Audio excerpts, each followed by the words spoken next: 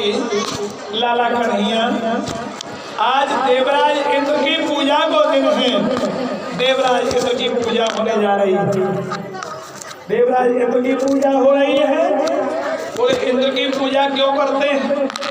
बोले इसलिए करते कि देवराज इंद्र जल बरसाते हैं, और जल बरसाते हैं, उस जल से हमारी फसल, पेड़ पौधे सभी उत्पन्न होते हैं, हरे भरे रहते हैं, हमारे लिए अन्न प्रसाधन मिलता है।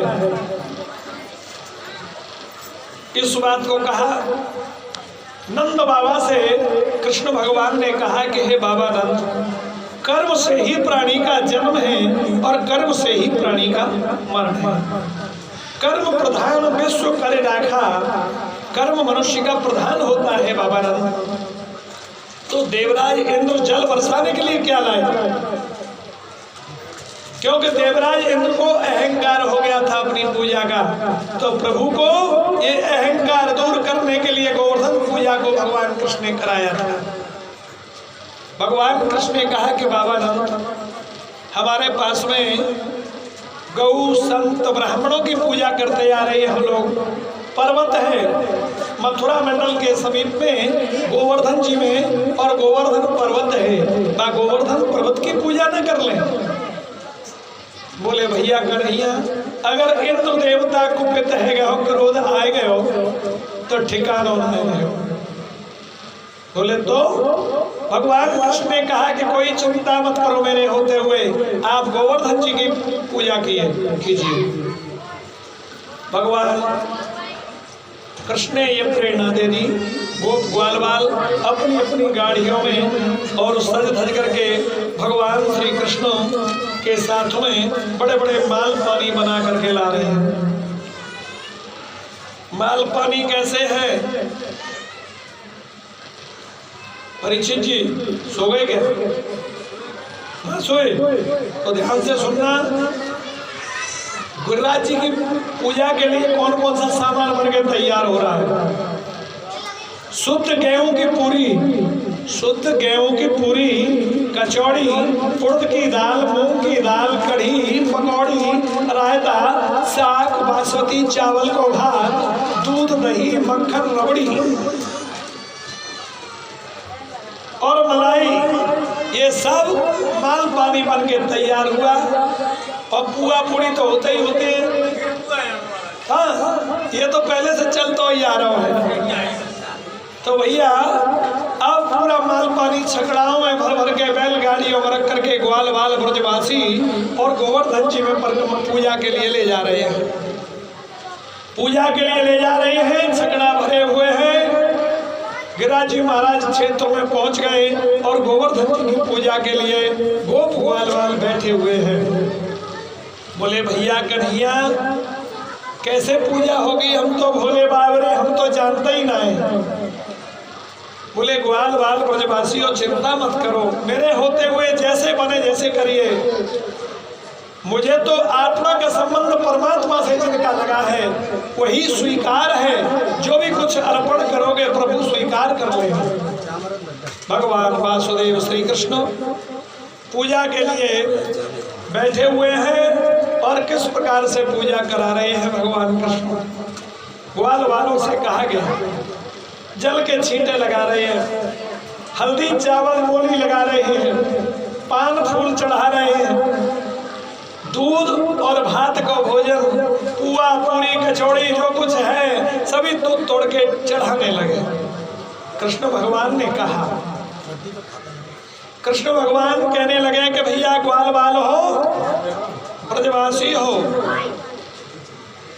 ये तो नीचे हो गई यार,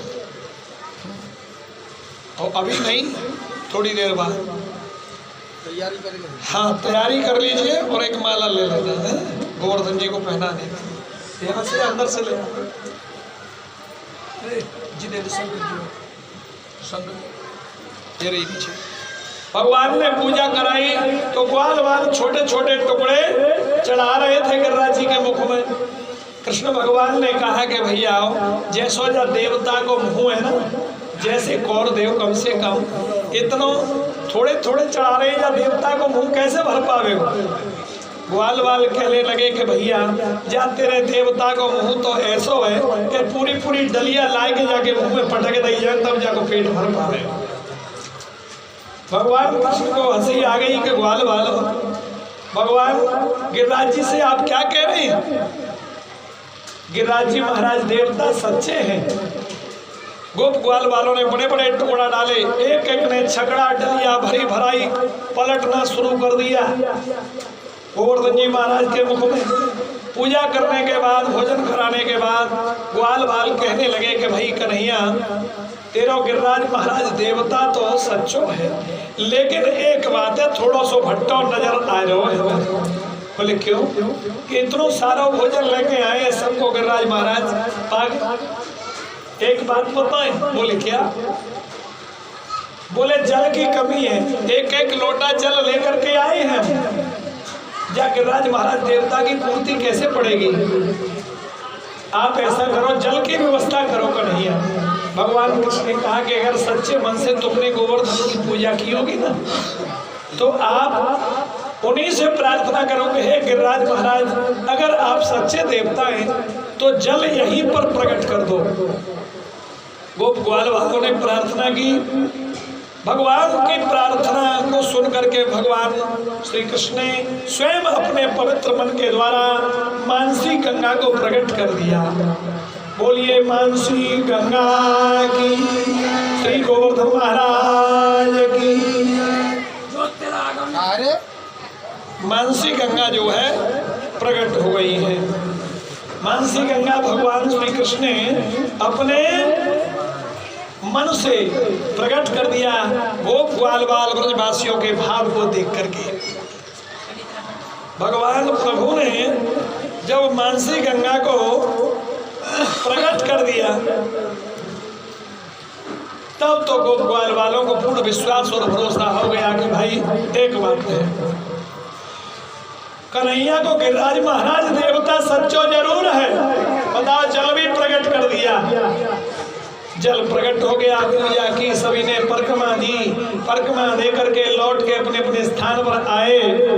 अब इसके बाद में देवर्षि नारद जी ने ऐसे चरित्र को देख करके भ्रमण करते हुए कहाँ पहुंच गए? इंद्र के लोक में। इंद्र लोक में पहुंच गए।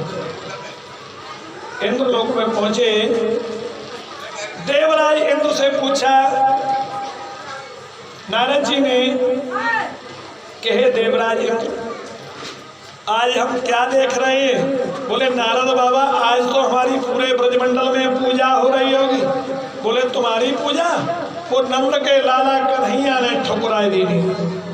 तुम्हारी पूजा तो कोने में रख दी, गोवर्धन पर्वत की पूजा कराई दी है। अब तो देवराज इंद्र को बहुत बड़ा क्रोध आया। क्रोध के मारे विकराल नेत्र हो गए और गणम सामंत के नाम, सामंतक नाम के मेघों के अधिपति गणों को बुलाया। आज्ञा दे दी देवराज इंद्र ने कि ब्रजमंडल में ऐसी प्रलयंकारी बारिश करो जिससे पूरा ब्रजमंडल बह जाए जल से।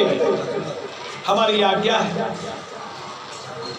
अब तो गोवर्धन जी महाराज की कृपा से जब यहाँ देवराज इंद्र ने आज्ञा कर दी, घर घर का सत्य बोलने लगा, आंधी तूफान आने लगे, बड़ी जबरदस्त बारिश आने लगी।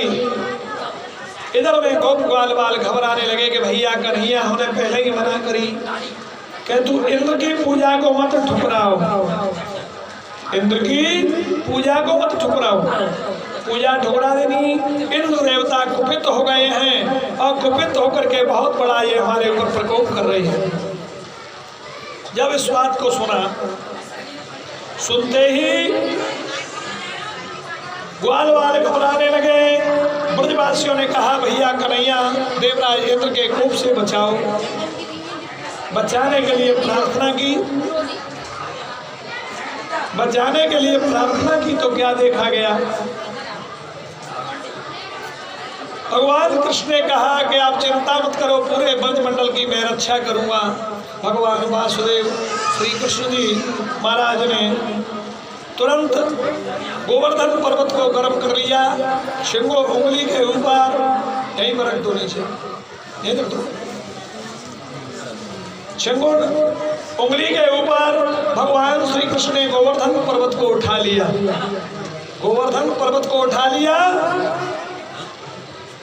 जितना जल बरस रहा है वो सभी जल गोवर्धन पर्वत के ऊपर भस्म हो जाता है।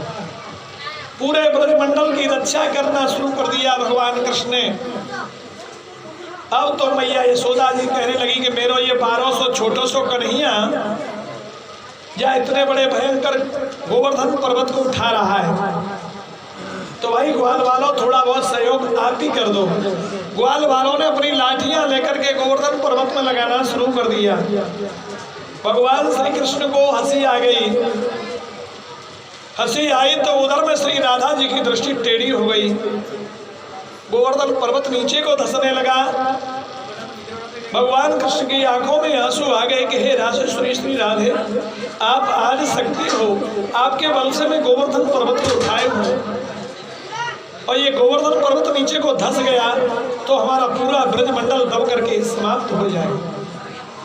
राजेश्वरी राधे ने कहा कि हे कृष्ण, क्या आपको इस बात का अहंकार था कि गोवर्धन पर्वत को आप अकेले उठा रहे? बोले मुझे अहंकार नहीं था। हमारी मैया ने ये कहा था कि भाई मेरो छोटो सो कन्हैया गोवर्धन पर्वत उठा रहा है तो आप थोड़ा थोड़ा सहयोग करो। ग्वाल वालों ने अपनी लाठियां लगाना शुरू कर दिया कि देख भाई कन्हैया, तू अकेलो ना उठा रहो, हम भी तेरे संग में उठवा रहे हैं। यह बात पर मुझे हंसी आ गई थी। मैंने अहंकार नहीं किया कि मैं उठा रहा हूँ। हे आदिशक्ति, आपके बल से ही गोवर्धन पर्वत को उठाए, कृपा करो। 7 दिन और 7 रात्रि महाराज जबरदस्त मेघों का बारिश हुई और इधर में सभी ब्रजवासी भगवान के राज्य के लिए क्या कह रहे हैं?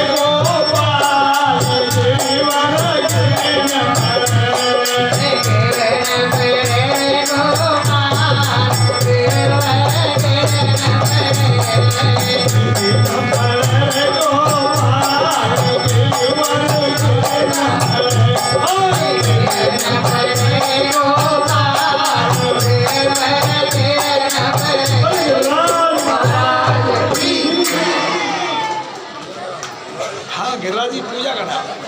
देखिए हमने बढ़ा नहीं चाहिए थी। अरे बढ़ जाए तुम्हारे घर की ये कड़ी सब तुम्हारी चलेगी।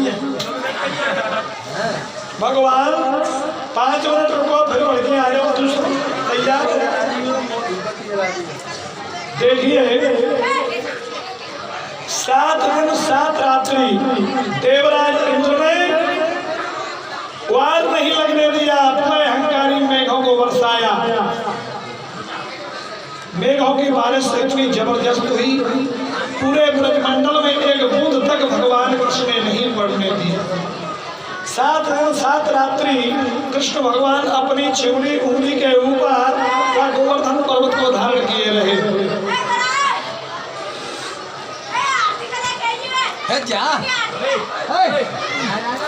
चुप नहीं होगा तो यहाँ पे खड़ा होगी। भगवान श्री कृष्ण जी के ऐसे चरित्र को देख करके और देवराज इंद्र के इंद्रलोक में नारद जी महाराज पहुंच गए हैं। नारद जी जब पहुंच गए, नारद जी से पूछा देवराज इंद्र ने कि अब तो पूरा ब्रह्मंडल जल से बह गया होगा। बोले महाराज